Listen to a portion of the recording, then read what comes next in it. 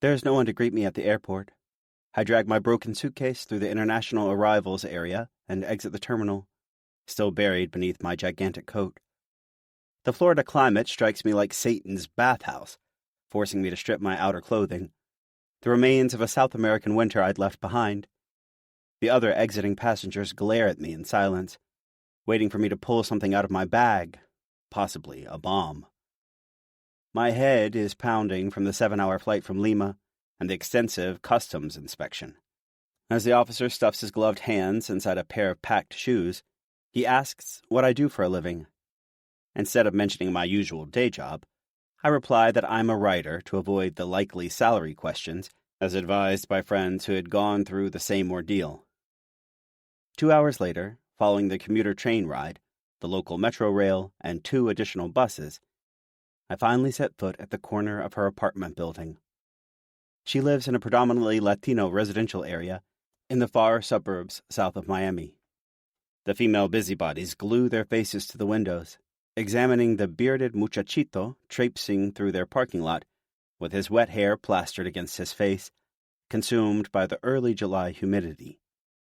I try to memorize their faces, and even wave in case I run into them later, only because my mother, who knows every single family in the building, has already told them about me. Her door is decorated with the King Jesus International Ministry official sticker, featuring a banner that reads, "Este es un hogar cristiano."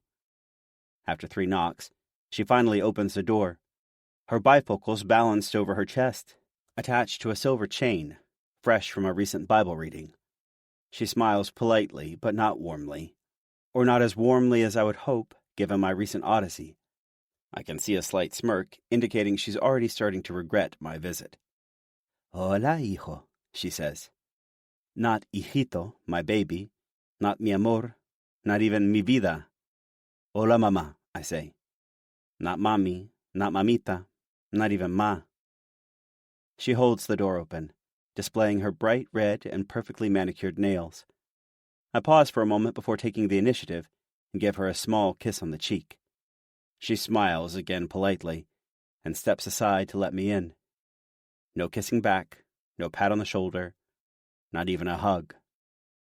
I set my suitcase in the living room by the couch, my makeshift bed for the next 4 days.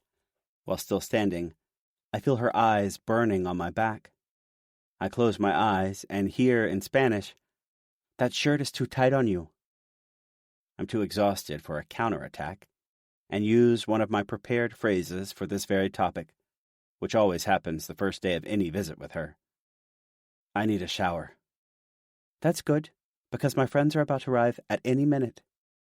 "What friends?" "Just some friends from the temple. We've prepared a little welcome party for you. Nothing big, but wear something that meets my approval."